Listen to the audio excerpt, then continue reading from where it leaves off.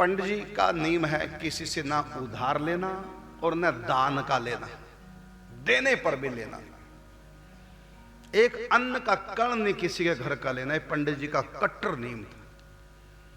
कथा करते थे, कथा में जो चढ़ जाता उस कथा से भी अपने घर का खर्च नहीं चलाना। गरीबों में बांट दिया, गौ ब्राह्मणों में बांट दिया, सत्यनारायण की कथा में लगा दिया, गरीबों की सेवा में लगा दिया, संतों की सेवा में लगा दिया।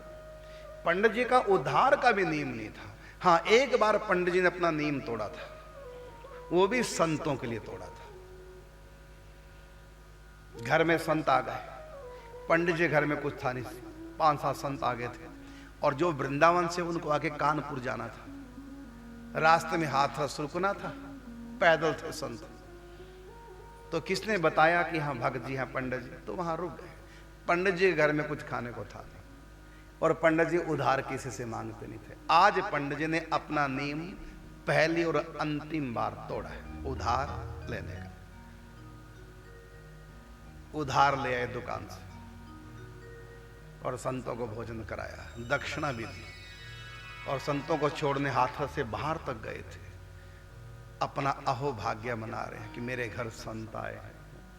एक ही बार पंडित जी ने नियम तोड़ा संतों के लिए, क्योंकि आप भगवान से भी बढ़कर के गुरु को, संत को माना करते थे, इसलिए अपने नियम को तोड़ दिया। क्यों तोड़ा पंडित जी ने? कहता नियम तो इसलिए होता ना कि भगवान को प्रसन्न करना है।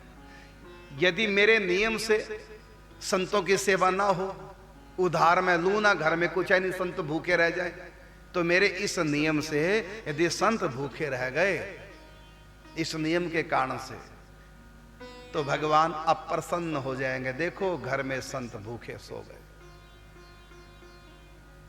भले मेरा नियम टूट जाए, क्योंकि नियम तो भगवान की प्रसन्नता के लिए है। और भगवान कहते कि मोते अधिक संत कर लेखा, मुझसे भी ज्यादा मेरे संतों को मानो।